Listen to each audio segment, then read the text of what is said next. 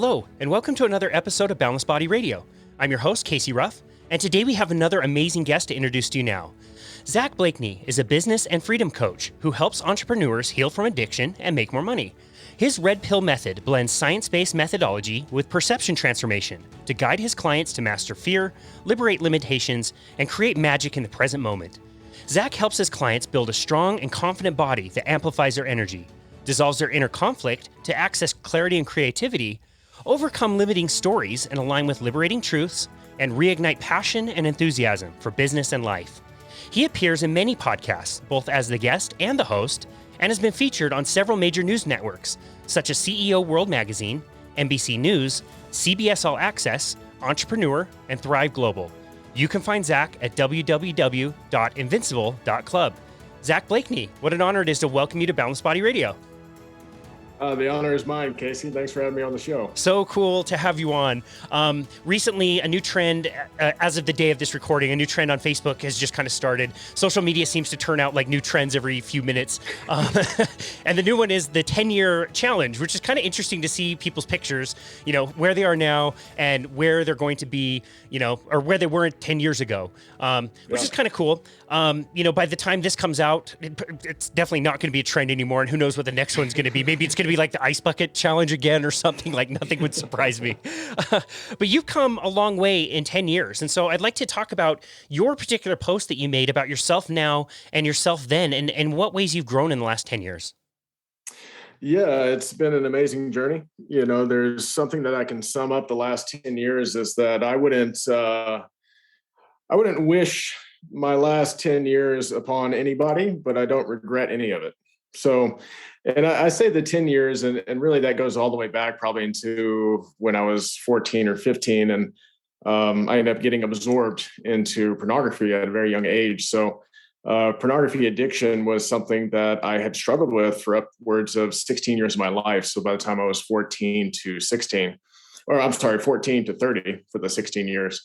And it was a very tough and challenging time for me. And when I look even back at the 10-year mark, you know, being 25, I was right in the middle of a whole bunch of inner conflict about who I was, about what I was doing behind closed doors, the judgments that I had for myself, the limitations that I felt in a sense of, you know, connecting with my romantic partners, with honestly connecting with human beings. I had so much social anxiety from my own internal judgments of who I was and how I was showing up and how much different that was to how I truly felt, right, on the inside of the goodness that I felt inside. And I had shamed myself so much throughout this addiction that I'd brought myself to a space where, again, I looked good on the exterior, you know, and I've coached bodybuilding for a while and health and fitness. And, you know, the exterior is something in which definitely helps to start to make you feel better on the inside. But it's only shallow, really, because you have to really understand that, you know, even the guys that you see, you know, on social that, you know, look like they have it all put together with their body and just look incredible, right? Doesn't mean that they're not dealing with their own shadows, you know, their own demons inside. And that was me, you know, characterized by me during that time. And it was a huge struggle for me in a lot of different ways. But ultimately, again, it just limited me from really, really living, you know, inside of happiness, joy, and fulfillment. And now that I am removed from, I'm about 4 years removed from healing from pornography addiction, you know, feeling the joy and the gratitude in your life is your birthright, right? So it's like, how can I come back to what is mine already, and recognizing that inside of myself and having the courage, right, to go through that process to find that within myself. When you look back, did you identify any kind of childhood trauma? I mean, I think to some degree, all of us experienced that in one way or another, but was there any specific trauma that you remember as a child? No, you know, I had a really good upbringing. Like, I can't really complain. You know, I talk to people all the time about this, but, you know, middle class, white American. My dad was in the military, did very well in the military, got up into the ranks of colonel, right? So was a high achiever inside the military. My mom was a stay-at-home mom, but she was incredibly talented when it came to sports, and she was very attentive. You know, 'cause I was a 3-sport star in high school. I played college baseball, so I had everything that I could want. When I look back, and trauma, whenever people are starting to redefine what trauma is, right? When we think of trauma, sometimes we go into like abuse or the loss of a parent at an early age or something like that. My trauma centered more around, just not really witnessing my parents demonstrating love, right? Showing affection for each other. And I don't want to say that the family was broken, because we stayed together as a unit through the process. But there was a lack of connection. There was a lack of love. And growing up, when you see that, when you don't really get to see what love is in a lens of the experience of the emotional connection, rather just kind of saying the words, it definitely can create a lot of confusion, right? And then, even if we look at society and what society has shown us to be love through even romantic comedies, like it's just very distorted. So that lack of emotional connection when it came to love was something that I had to learn through my 20s and through my 30s, of really understanding what that means to me. But then the other thing is, again, when you are raised in the middle class white American family and you have everything that you could ever want, it creates its own limitation. And that limitation is that it creates a distorted reality of what reality actually is. And what I mean is, once you get out into the world, I graduated with my master's degree in education. I was like, out into the world. Okay, I'm going to get a job. I'm going to do this. I'm going to do that. And it wasn't that. So I came into the adult world with a sense of entitlement. And that entitlement ultimately limited me from, really working hard and getting the things and doing the work that I needed to get to where I wanted to go to. And then the second thing is that we had all the modern devices, right? So we had dial-up internet when that came out, and then broadband internet. And we had a huge furnished basement, right, with my own computer. So by the time I was 14, and, we're talking about 1999, 2000, broadband internet's coming out. I'm left alone to a computer as a 14-year-old boy to discover the vast ocean of what the internet had to provide at that time. And unfortunately, one of those things I dived into was pornography. And Wow. that habit turned into an addiction. Wow. I guess going back to the duality that I talk about, there are people that say, well, I was, raised in a poor family and I had to go through these challenges. And, I don't discredit those challenges, because those challenges are also very valid. Like, everybody has their own suffering that they have to walk through to become the person they want to be. My suffering was a different type of suffering. And a lot of times when, the middle class white American, we get like viewed as like, well, you have everything you could ever want. Again, there's limitations in that. And I'm not comparing that one is worse than the other, but I also ask that the other side, if you came from another upbringing, that you're willing to be empathetic and realize that it comes with its own limitations as well. Yeah. Yeah, totally. I want to do the same thing. We had similar upbringings, and I can't complain about anything that happened in my life. And I never thought that I was, a victim of, trauma of any kind. But it's so relative, and I want to compare it to somebody else and say, like, wow, you went through real difficulties. What do I ever have to complain about? But it's so relative. It's something I think we all have to grapple with in one way or another. And I think that's a fair statement to say, just because you had it one way doesn't mean that I didn't have it another way. And we're both, kind of going through a similar thing, and we can understand each other better through that. I think that's a really good point. Yeah. Interesting. And I was just saying, even the thing that you said, like when you see somebody else's challenges and you say, well, what do I have to complain about? A lot of the times that can mask us from looking within and taking responsibility to what we actually do complain about. Yeah. Right. So even though you would say that, you say, what do I have to complain about? Well, that's coming from complaining. And that complain and blame are the two foundations of victimhood. Yeah. And that's a mindset. That's not a circumstance. That's not an experience. That's how you are interpreting your experience. And that is something that all human beings are going to struggle with and have to move through in their life. That's a really good point. So tell us about, what you would consider now looking back, like rock bottom, like when was the worst of it?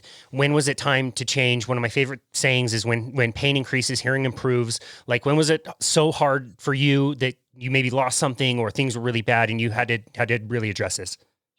Yeah, the way I describe this is there's the point for sure, but it was a build up to that point. So, when you're deep into pornography addiction, a lot of things start to happen with your physiology that you don't really understand. And one of those things is you can experience something called porn-induced erectile dysfunction. And this comes from basically remapping your neurochemistry to being sexually aroused by what you're viewing on the computer, or even a laptop. Like opening a laptop could have that arousal response, but then you start to not be aroused by physical touch. So it starts desensitizing you to reality, to your real partner, to the person that's next to you. So I started to experience that, in my early 20s. In college, I was experiencing porn-induced erectile dysfunction, and started becoming reliant on like Viagra and Cialis and things like that. And then as my porn use continued, we're talking about continuing to do this certain cycle tens of thousands of times. I looked at pornography. It starts to desensitize you more. So even more so, like Viagra and Cialis started to not work for me, right? So then I'm in my mind, like, what's wrong with me? I'm doing all this self-deprecation, right? My worth is to the in the tank, right? I don't even know who I am at this point. I feel incapable, right, of actually just being a man in my experience. And this builds, right? So eventually I get with my, I'll go ahead and give the end result is that she's my ex-wife. But I found my ex-wife also in the middle of the porn use, and I had hid that from her the entire time. And in the first couple of years of our relationship, it was actually really good. I said I felt like she healed me, right, because of how strong our connection was. But that was just an illusion, basically temporary, because it was just me again deflecting and trying to put responsibility somewhere else. So after about 2 years of the relationship, porn started to come back in, started to creep back in, and then I started the self-deprecating, turned into like looking for different outlets to create happiness with harder drugs, right? So party drugs and things like that. So at this point, I'm way lost, and the rock bottom point really was, my ex-wife was starting to tell me that she didn't recognize me anymore, that she wasn't in love with me anymore. And that spiraled into the point where, finally, after her being very suspicious, believing the stories I was telling her that were lies, but also being very suspicious, she had found pornography on my phone. So if there's anybody that's listening that's struggling with pornography, you might want to know this. On your phone, when you search something in incognito mode multiple times, it still saves your searches. So she went into the incognito mode and she found my last searches, and we were actually sitting in my truck, and she had my phone in front of my face and said, "Hey, what is this?" And I was like, "That's not me. I didn't do that." She's like, "This is your phone. Like, who else could it be?" I said, "It's not me." She said, "If you don't tell me, right, the truth with the phone in front of you right now, I'm leaving you." And on the third time, I still denied it initially. And then I actually admitted it and I started breaking down. So that was an interesting thing. And that's something that comes with an addiction, is that there's a strong sense of denial because you've created two lives, right? There's the projection of what you want people to see, and then you hide what you're ashamed of and what you don't want people to see. And that was just brought forward, and it was forcefully brought forward. So for the next 9 months, I went through my own healing process of going to, a sex therapist, an anxiety therapist.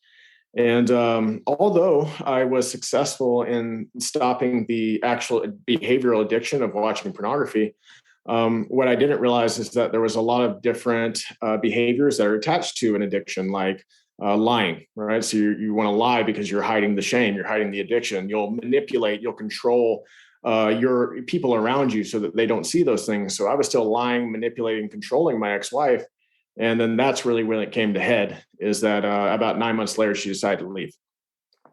So once she decided to leave, that was my true rock bottom, where I sat in about a month of victimhood, blaming her, saying, how could she give up on me? How could she leave me? I had all my stories about, we were married, we were meant to be together. I had to fight through all those stories. And then I was meditating one morning, and I'd started picking up meditating about 4 months prior to her leaving. And I was meditating one morning, and a message came to me and said, "What would happen if you took 100% responsibility for your experience?" And it just dawned on me that like I was not doing that. So from that point forward, that was kind of like the nexus point where I realized that like if I could just change my perception to 100% responsibility and ownership, not only in my thoughts, but in how I'm communicating, how I'm showing up, that things would start to change. I would stop being the victim of my experience, and then I would turn into the powerful creator of my experience. And that was the beginning of that. Wow, that is an absolutely incredible story. Thank you for being so vulnerable and open to share that story. How long did it take for you to step into that role of being so authentic and, vulnerable to be able to tell the story 100% truthfully from the beginning? Well, really, it's, I go deeper sometimes. I don't know if it's necessary here when I'm talking to other, guys that are struggling with pornography addiction. I'll tell them what I was looking at. Because a lot of the shame is there's something called dopamine escalation, where you start looking at things that are way different than even regular, whatever your preference is, heterosexual, homosexual sex, like whatever that preference is, it becomes way different.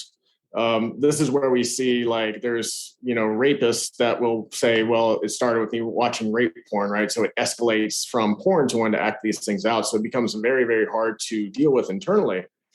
So once I started to be able to talk about that depth, right, going into that, like the story I just told you it comes out very easy, because I become emotionally detached from it, meaning that, like, I can tell the story and not feel like it's me, right? It was a part of me, but it's not currently who I am.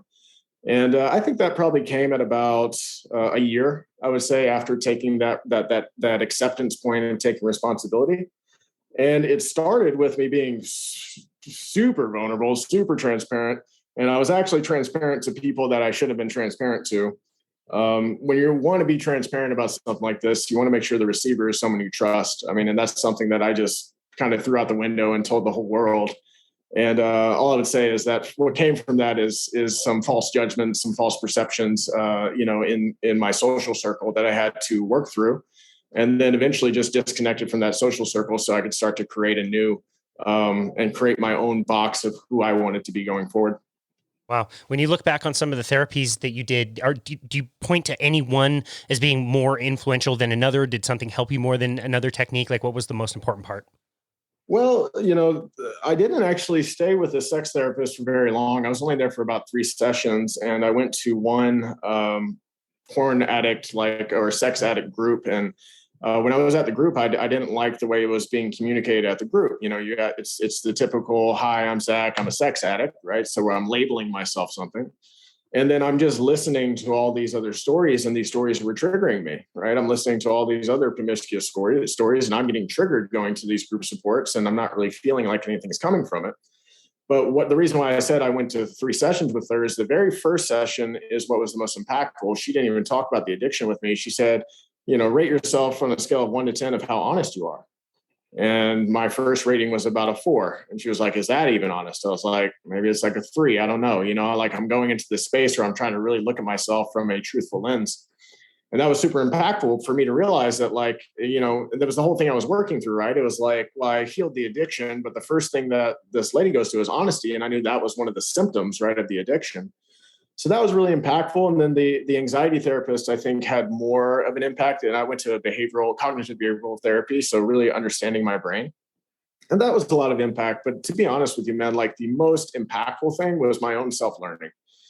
I became obsessed. I shifted my addiction essentially from porn to being addicted to learning about the mind, learning about the anatomy of the mind, learning about how the amygdala and the prefrontal cortex, interact with each other, what they're responsible for, learning about neuroplasticity and how to remap the subconscious, understanding these practices of mindfulness and meditation and getting into the present moment, listening to podcasts. I absorbed so much so quickly in my understanding, so that I could really start to extract the lesson from my experience. And once I had the lesson from my experience, I could move into forgiving myself, because I now understood why I was the way I was, and I could detach from who that was altogether. Wow, that's really amazing. When did that start to become something that you wanted to share with other people, along with your other messages of, mindfulness and meditation and those other things? Well, it was almost an immediate thing. I felt the calling to really start helping men, heal from pornography addiction almost immediately. Like, once I started learning, there's a process when you're a coach, and it's the learn, teach, learn, right? So you learn something, and then once you teach it, you learn it again, right? Because you're just consuming the content through your own teaching. So I started to spread out as much as I could in the beginning. But there was still something holding me back from fully stepping into that calling, because, I didn't feel like at the time that I was equipped enough. to really take somebody under my wing and to be able to, again, emotionally detach from their experience so I could see it from a higher perspective and be able to help them through that experience. So just recently, actually, in this last 2 months, and it's been, again, 4 years since I healed from the behavior pattern. I felt really called to step into pornography addiction healing for men, and really helping a lot of entrepreneurs in this space, because it's rampant throughout the world. To be honest with you, it is actually the real silent epidemic of the world. But entrepreneurship brings so much stress, right? Anxiety. And this emotional distress is what causes us to escape to something, right? And whether you're escaping to porn, or you're escaping to alcohol or drugs, or maybe you're escaping to your phone, whatever the escape is, you're escaping yourself from facing, right, the challenge, the fear that's in front of you. So it took me a little bit, up until now, to really feel confident to be able to stay emotionally detached, so I can give them the truth in their experience, and the truth is what really sets them free. That's really amazing. One of the ways you share your message is in your podcast. I know you've done a few podcasts, but I want to really focus on the podcast that you're doing now, the Invincible Intelligence podcast. You do it with your friend Liv. Can you tell us a little bit about your podcast, why you started it, what the purpose is, and what you guys try to tackle? Yeah, so the main goal of Invincible Intelligence is to be able to bring a holistic view into business, right, and entrepreneurship. So we start off the podcast with world changers, truth seekers. That's what we're looking for, and to really make change in the world, we have to come from a place of perception of truth. So we help in a lot of different ways. The main way that I help entrepreneurs, and really that we're injecting ourselves in the B2B world, is emotional intelligence. And emotional intelligence, there's a long definition for it, and I always do a shortcut. It's basically, how well do you manage your fears, right? Because the fear is going to be the origin point of what I call the children of fear, which is going to be insecurity, self-doubt, a lack of clarity, confusion. All these things come from fear. So if you can learn how to manage fear in your life, if you can learn how to see fear as an illusion and then detach from the fear and then align yourself with truth and truth of your experience, then you now, from that perception, start creating new actions that truthfully move you forward, rather than just spinning in a hamster wheel of stories that limit you in that same space. That's amazing. Why does fear seem such an awful kind of emotion to feel? Well, because, fear just in general, right? It's like, well, the things that we want to avoid are these ideas of fear of failure, for instance. And some people have a fear of actually being seen. And that's very common in the entrepreneur space, is where, they fear failing, but then they have an opportunity to, level up, take a step up, get more open, get their business out further, and they don't feel worthy of even doing that. So again, you get stuck in this barrier, right, of either or. And again, the reason why it's so important is to understand that, like, fear is the cause of anxiety, right? So an anxiety then creates a cloudy mind.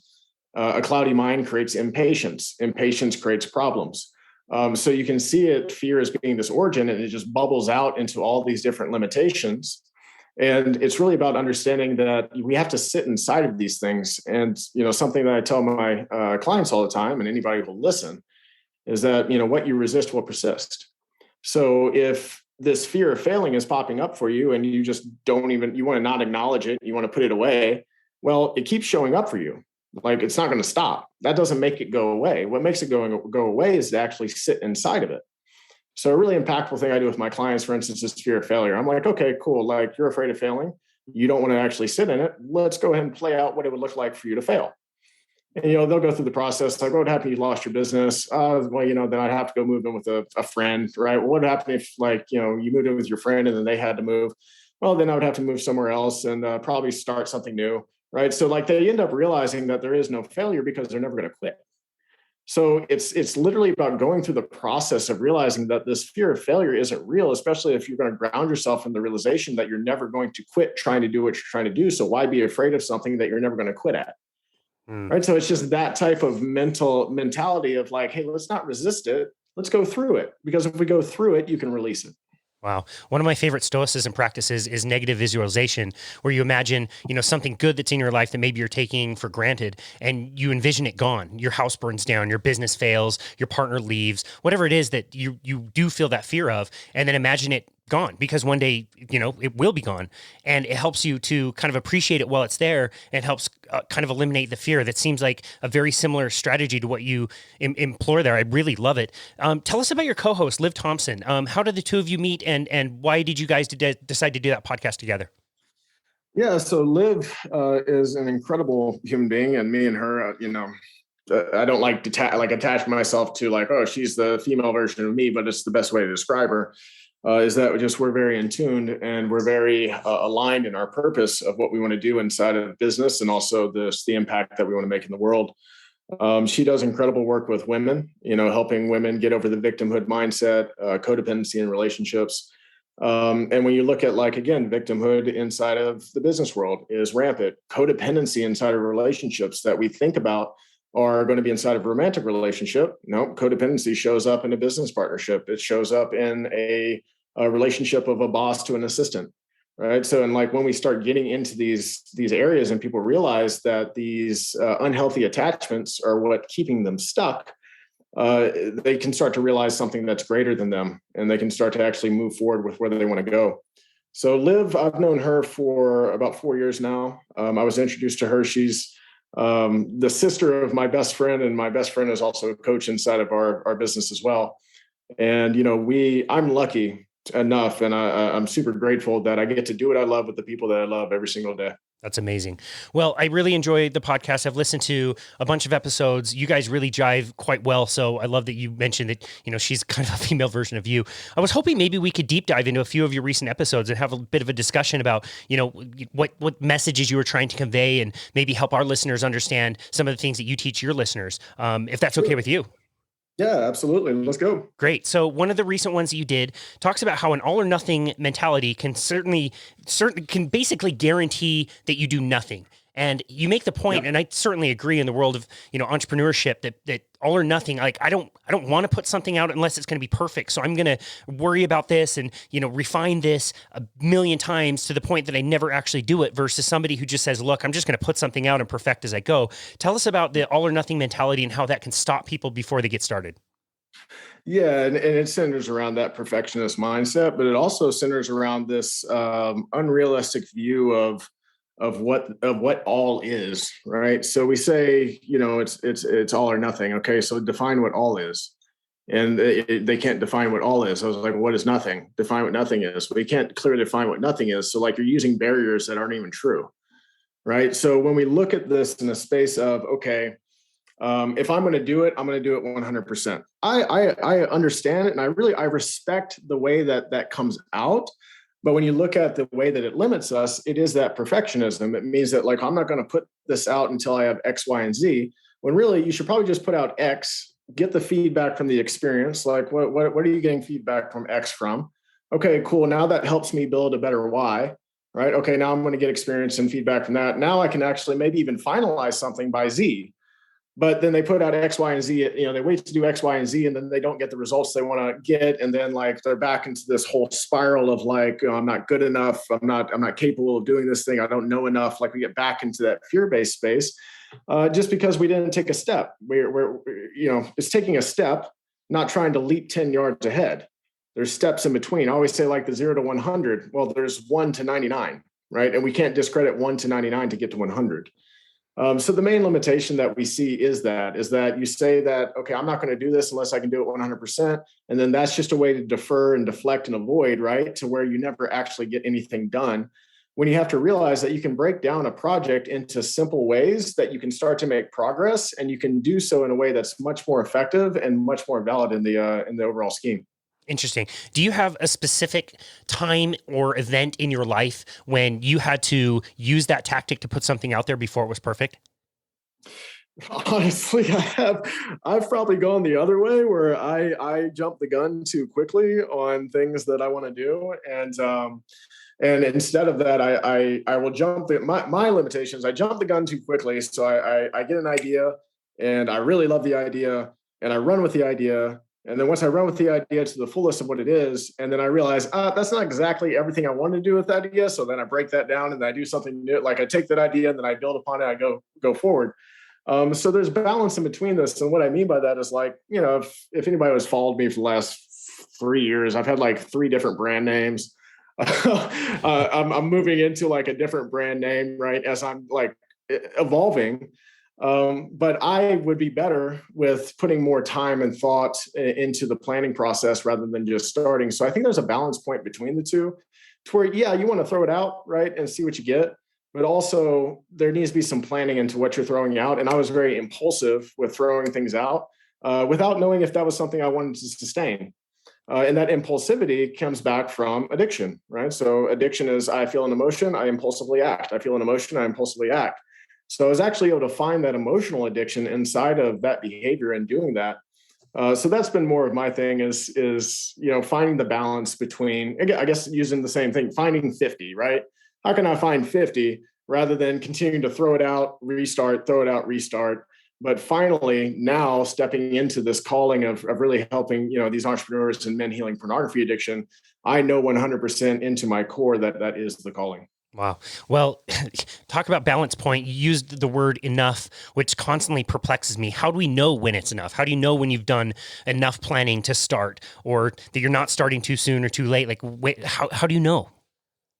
Yeah, I think that comes down to making sure that your research is valid, right? So, for instance, I threw out a program last year, and I was using a funnel method that was really effective in 2018, right? But it's 2022. I learned that from a coach that was incredible in 2018, and his reputation had brought him to a certain point in 2022, but he was still using the same thing. So it's a difficult thing to kind of discern, but I would say that, hey, before you do anything, like spend more time researching than you do making. And that's really the biggest thing inside of this is that, and when I say that, again, it's difficult because I'm talking through balance. So prior to, if I had a problem or I had an idea, I would impulsively go for the first solution, right? So I was like, oh, okay, problem, cool. Like, what can fix this? This can fix this. Cool. I'm going to try that. I'm going to do that, right? But if I would just take that, the switch now I sit here and I say, oh, I have a problem or I have an idea. Okay, how about instead of one, I look for 10 solutions, right? How about instead of like sitting here and saying this idea is great, I actually look for a little bit more validation of if this idea is great. How about I ask a few friends? How about I reflect back to a few of my trusted advisors to other people before saying this is what I want to do? And that's been the difference here, is that making sure that I'm being very thorough with my research before selecting an option rather than just impulsively going after the first thing. Gotcha. That's a very mindful and thoughtful answer. I really appreciate that. One of the other episodes that you guys did talks about the infinite power of intention. Why is it so critical to have intention in our lives? I think it's directly related to what you were just talking about. Yeah, exactly. And intention was the first word that really started bringing me out of addiction, which is realizing that I was living life unintentionally. I didn't know what my intentions were. I lived and actually experienced a lot of intentions that I then started to define later. But during the time, I didn't have a direction because I didn't have an intention. So some of my actions were aligned with how I felt, and a lot of my actions weren't aligned with how I felt. And it was because there was no planning, and planning comes down to intention. So when you look at the mind, just in general, we have the duality of the mind of inner conflict, and you have two main voices. You have the ego, and then you have what I call the inner guidance system. And I use non-threatening words so I don't make anybody that has like religious preferences not be able to absorb the content. But I could tell you that like inner guidance system can be the Holy Spirit or, your intuition or God within you, inner voice, whatever. It's your guidance system. And these two voices are interesting because the inner guidance system comes from love, right? So, and love is going to grant you courage, grant you inspiration, equality, compassion. And then the other one, the ego, is coming from fear. And a lot of times when we have inner conflict, people think that there are more voices than that because it seems like they're coming from everywhere. It might be 20 voices. But the difference is that the inner guidance system is consistent. It says the same messages the entire time. You are worthy, you are capable, you are love, you can do this, you have courage. And then the ego is going to say, you can't, you shouldn't, you won't, you're not smart enough, you're not good enough, right? So it gives you all these different stories around one consistent voice of the inner guidance system. So when we look at this duality and trying to understand exactly, right, what's happening inside of this space, when it comes to intention, intentions are aligned with the inner guidance system. So if we can align the inner guidance system and set intentions based off of that voice, then those intentions and being cognitive or conscious of those intentions and having those face forward for us, then more frequently aligns our actions towards that intention. So for me, what I started doing is I started setting intentions for like who I intended to be, right? What are the characteristics of the person that I intend to be, the man that I intend to be? Define those clearly. What are my intentions when it comes to success, right? What does that look for me? Look like for me? Let me define that for me so I can actually feel successful now, right? What are my intentions on my behaviors, right? So do I intend to wake up every single day with my morning routine, which is journaling and meditation and some sort of body movement? I did yoga this morning. Those are my intentions for my physical and my mental health. So knowing those intentions gives me a direction of where I want to go that ultimately gets the outcome that I want to have happen. Setting intentions is so critical, but can seem so daunting. And it seems like something that's important. So let's make sure we do it tomorrow. And the tomorrow obviously never comes. So you mentioned journaling. This really seems like something that's important to be done while writing down your intentions. Do you agree with that? Yeah, for sure. So, and to build upon the last question and then into that question, because I wanted to complete that thought, I traced for a second. So when we look at the duality of the inner conflict, the ego is very impulsive, right? Impulse. The mind is fickle. It wants all things at all times. Like it just always wants something different. And the inner guidance system, if we only have the desire to change, right? Desire, if you look at an emotional frequency chart, desire is pretty low down. And desire met with impulse is what creates conflict because there's a desire to change, but there's an impulse to continue to do the old thing or the thing that's holding you back, right? So I say that intention is the superseding of desire. Like intention just sits a lot deeper.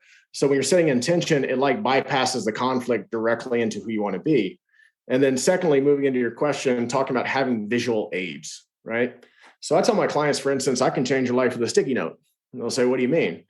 I'm like, okay, like what's a current problem you're experiencing? What's a gap you're experiencing? Well, let's say they're eating too much out of their pantry at night and they want to lose weight. I'm like, awesome. Write down your intention of what you have for your goal on a sticky note and put it on your pantry. And then also put it on your fridge. Because that's your inner guidance system directly talking back to you. So every time you go to that pantry, you're gonna be like, oh, wait, no, I'm not hungry. I'm just bored, right? Oh, wait, no, I want to lose 20 pounds. Whatever the intention is that you have, it's directly face forward in front of you. And then journaling every single morning and writing down those intentions and writing down your goals every single morning, it keeps it in the forefront of your mind. It keeps you focused, right, throughout your day on this is the outcome that I want to achieve. And I know my intentions on how I'm going to achieve that outcome because I have the visual representation in front of me. That's an excellent tip. I really, really love that. Thank you for deep diving into intention. I think that's super important. Again, this is going to tie into another episode you guys did. I think it ties in directly. How would you describe singleness of thought? Yeah, so building upon that inner conflict, right, and going into singleness of thought. When I say singleness of thought, is it's the ability to listen to the one voice that's guiding you to a happy, joyful, and fulfilled life, and that is that inner guidance system. It's constantly telling us to go for more, to go for our dreams. And inside of that, if we can just align with that voice, right, and just be with that voice and create action from that voice, then every step we're taking is moving us in a direction that ultimately leads to fulfillment. So the ability to have singleness of thought comes from one, understanding that, okay, I only have two voices in my mind. One's coming from fear and one's coming from love. Well, obviously, I don't want to have fear, right? If you're a high achiever, if you're somebody that wants to experience your life to the fullest, fear is going to hold you back. So then that immediately allows me to discredit the fear. Okay, this voice is coming from fear. Cool. I don't have to listen to that. And then when I say I don't have to listen to that, it's because I have a free will choice. And that's something that is very confusing, I think, these days for people to realize that their free will is centered around choice. It's not around if we talk about the vaccinations, it's not around whether you're going to take a vaccination or not. It's not around even freedom of what we talk about, American freedom of what that is. Like, it's just choice. That's it. So if we talk about the vaccinations, there's a choice that can be made, right? But then it'll get spun to a different way where it says, well, if you take the vaccination, also that's free will. But you might not feel like you might feel like you're being forced into doing it, right? And we are being forced into doing it when we look at the society, at the fear mongering that's going around this entire process. And what it does is it robs us of that free will. We no longer feel like whether we have the choice to actually create our life or not. So what I try and bring people back into is that, look, you have a choice inside of your mind. You can choose to listen to the fear-based voice. You can choose to listen to the inner guidance system. You can choose to have conflict with yourself if you like, and you can also choose to not have conflict at all. Like, so when you can empower yourself to realize that you always have a choice, and you have a choice even inside your mind, and that you can choose the voice that is the voice that's empowering you, why wouldn't you? That's where singleness of thought comes through. Where I can't tell you, like, I'm not going to sit here and tell you I'm not perfect, right? I still experience conflict. But when I'm in conflict, I have the awareness to say, wait a second, why am I doing this to myself? I can choose not to do this. Okay, I'm going to choose not to do this. And I'm going to choose to do the thing that I know that I need to do. So that comes from really understanding and having clarity inside of your own mind. And once you have that clarity, you can make that choice. That is very empowering. Even so, I think all of us experience periods of being stuck or feeling like we're not progressing. How does choosing that voice help get you through some of those darker times when they come up? Well, so as a high achiever, right, anybody that wants to do something incredible in the world, I always break it down to very simple terms. And I'm talking to myself when I'm saying this to you and anybody that's listening. You all have something that you want to start that you haven't yet, and you have something that you want to let go of that you haven't yet. And the longer you sit in knowing that, the longer you sit in the awareness that, man, I really want to start this thing and I haven't. And oh man, I keep thinking about this thing that's holding me back, or I'm thinking about trauma or whatever else that's keeping me stuck. The longer you know that you need to do these things, the longer you'll start self-deprecating. You'll start saying, I'm not good enough, I'm not worthy, right? All those things, I'm incapable. And then that voice, that rhetoric is what keeps us in the middle of being stuck.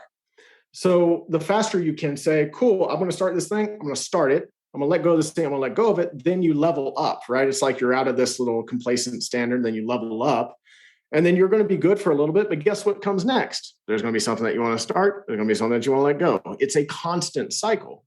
So if you can understand that this is a constant cycle of growth, and you can start to expect it, right? Instead of saying, oh my God, change again, or oh, this again, or oh, a problem again. Like, why are we approaching this? Look at your life.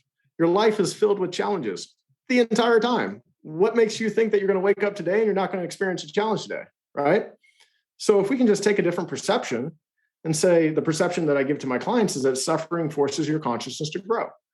So if you say, cool, man, that allows me to say, cool, if I want to get to where I want to get to, I'm going to have to go through my own suffering first. And all it does is it changes the perception of suffering. Now I can welcome it. And suffering can be obstacles, challenges, whatever it is that you're going through. But now I can welcome it instead of resist it. And when I go back to what I was talking to before, if we're resisting the suffering, right, it's going to keep showing up for us because it's the thing that we need to start, or it's the thing that we need to let go of, and we're not actually sitting in the experience of doing that. So that's where that comes into play, of really understanding that if you can start to expect challenges, if you can start to expect obstacles, you meet them faster. And when you meet them faster, and when you also meet them with less stress and less anxiety about it, you meet them with more clarity, and you're going to move through those change cycles a lot faster. That's awesome. I've heard you use the phrase new levels, new devils. That's a great way to say it. Yes. Yeah.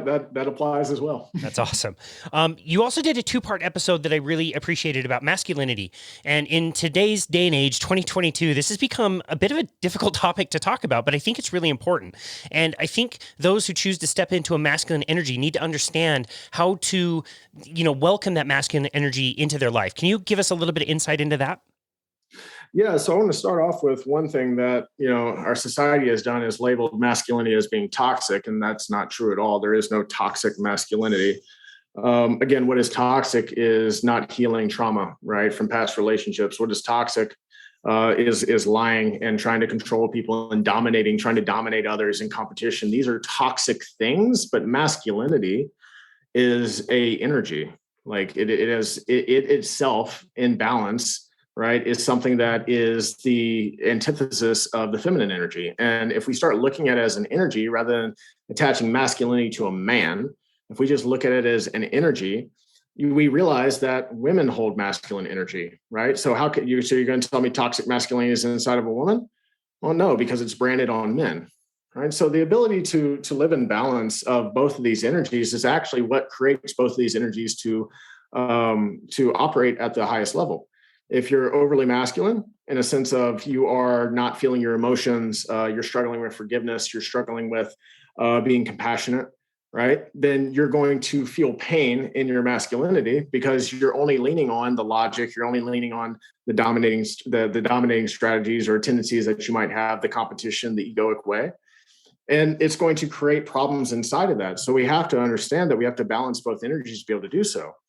But just when we look at again, if we look at just toxic masculinity and how that came about, it came about more from societal expectations of men, which are keeping men stuck into this feelings of being inadequate and incapable as a provider, a provisionary, and a protector. And that's really what masculinity, when we come back to it, it's providing. And it doesn't always mean that we're providing financially.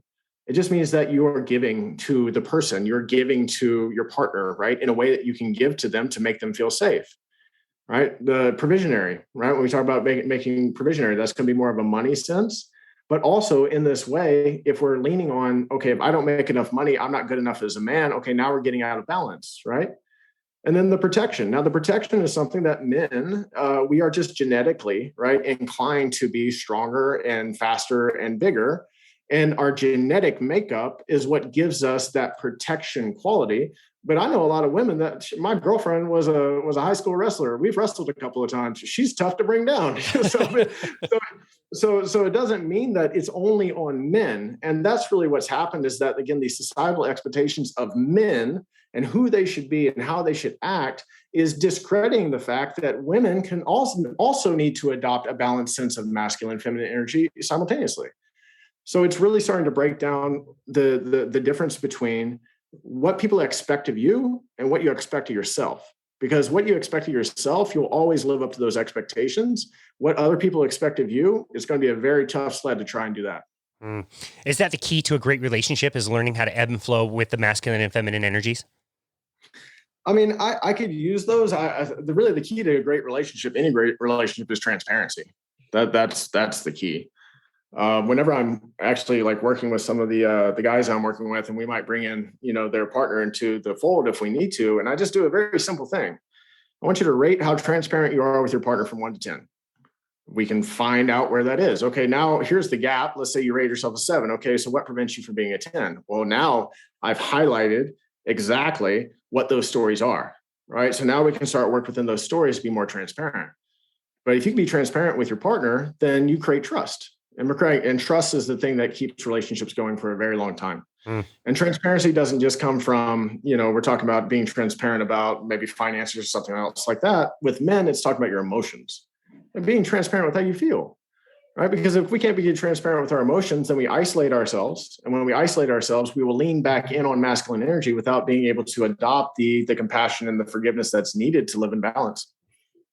Yeah, I love that. That's amazing. Tell us about some of the programs you offer and how you work with people today. Yeah. So talking about like all these different ways that I've gone through, different ways that I help them. So at the Invincible League, right? So the Invincible League is for, entrepreneurs that are really looking to master their mind, their emotions, and create predictable profit growth. So I say predictable in a sense of, that's that fear of failure, right? So when we fear failure, we feel like money is not ever going to come in and everything else. But that's not the case. The fact is that when we focus on the entrepreneur, when we focus on you, right, then the external things will start to come into play. You'll start attracting more money into your being. You'll start doing the things that you would like to have happen. So with the Invincible League, it's working with entrepreneurs and helping them really scale from, maybe low 6 figures and learning how to move into the 7 figures. Because there are entrepreneurs out there that can make 7 figures alone. It's very rare. But what you realize that if you want to scale your business, you got to learn how to scale people. And to scale people, you got to know people and you got to love people, because you're going to need these people to be able to push yourself further to that next limit. The other program, again, we just now started, and we got an incredible Telegram group that's a great support system, is for men that are struggling with pornography addiction, and that's the red pill method. And, that's centered all around the matrix, right? So we're using the matrix in the sense because it is true. The red pill is the ability to live in the present moment. And anything outside of the present moment is the matrix. It's the matrix that your mind creates. And inside of pornography addiction, that matrix is deep, right? Deep and very hard to unplug somebody, so to speak, and bring them back to reality. But that's really where the calling has gone to, is really starting to focus solely on this pornography addiction. Because when we look at us, I was talking about the silent epidemic. I mean, there are studies out that show right now that 30% of Americans have stated that they struggle with pornography use, men or women, 30%. If we take 350 million people, that's almost 100 million people, right? But there's so much shame and guilt that centers around it because it's such a taboo thing, because as a society, we've made sex taboo, that 30% is low because there's a whole bunch of people that are shamed into not even talking about it. So I know that this is what I would like to call a starving market. And there's not a lot of people out there that are really stepping into this because of all of the shame. Like I had to get over my own shame and guilt for me to step in and say, okay, I can do this. And even the story that I was telling myself this year, this is a story that's limited me for the past 3 years of wanting to step into it, is my ego is telling me I don't want to be known as the porn guy. That was it. This is the only reason, is I didn't want my reputation to be the porn guy. And then I realized how stupid that was, how self-serving that was. And I was like, there's no way that this is the case, because I know this is my calling. I need to stop limiting myself and just step into who I know I'm going to be inside of this space. Well, that's really brave of you to recognize and decide to step into. I think that's a wonderful, guide for the rest of us to be more authentic and be more honest and transparent. That's fantastic. What makes you optimistic about the future? Oh, so much. So, we have two verticals. I just talked about the one vertical for B2C, but the emotional intelligence vertical, and going into businesses and starting to inject emotional intelligence, not only with the test that we have, which is an assessment, which is going to help with the hiring process and optimizing, creating better candidates, but also giving the training to the non-supervisory roles that it's sorely lacking right now. Inside of sales representatives and operation assistants, that type of non-supervisory roles is what really lights me up, because we're at a transition point right now where we talk about there's this huge wealth transfer. Well, there's also a generational transfer where the baby boomers who had a mentality of basically if you do the job, and if you can't do the job, I'll fire you and find somebody else to do the job. That was their mentality. And now the millennials are starting to take over these businesses, and millennials have a completely different mindset. It's do the job. Okay, you can't do the job. Okay, what resources do you need to be able to do the job? And the resources that they need is emotional intelligence. So the higher thing that really lights me up is starting to inject simply love into business, so that we can see people as people and we can appreciate them and connect with them and be empathetic with them. And by doing so, allowing them to be fully seen, fully heard, and fully loved. And from that point, their performance is going to increase. Their purpose, their desire to want to help the business is going to increase. And then that creates a better business as a whole, not only for a profitability standpoint, but a culture of trust and transparency. What a wonderful approach. That sounds great. I love that. I love that you've addressed that problem and seen that things are changing and are going to continue to change. Speaking of change, in 10 years, when the 10-year challenge comes back around again, it's going to be a thing. We'll do the ice bucket thing a few times, whatever. 45-year-old Zack is going to sit back and look on 35-year-old Zack. And what things would you want 45-year-old Zack to say then about you now? What would 45-year-old Zack say about me now? That I was on the right track and just to never give up. That's where again, the same thing that rings true inside of this is that, when I can look back at my entire life, I've had times where I judge myself of quitting and not going through with things, but now I've realized that all of those experiences led me to the point of the thing that I'm being called to do, right? All of those quote unquote failures turned into success inside of who I am. So who I see myself in 10 years from now is I've already, in my meditation, I asked myself, essentially asking my inner guidance system, what do you want to do? Well, I want to play. I want to play sports. I want to work out. And I want to preach on top of a hill. That's what I want to do. So the next step is really starting, I'm starting to get on stages and doing speaking on stages, talking about this love, talking about that. But ultimately, I want to be able to teach about what I know to be the truth of our experience, which is that we are not disconnected, that we're not separate from each other, that we are unity, that we are all love, and that if we look at it from that lens, of unity, that we could get more accomplished together than we can individually. We can get more accomplished together than we can trying to diminish and judge each other for not being good enough and not being this. Just to give you an idea, this is the overall arching example. I have this dream, and it's probably not going to happen unless I become Professor X and can do this psychically. But what if, at once, all 7 billion human beings decided that money wasn't a thing? Money isn't real. What if we decided that?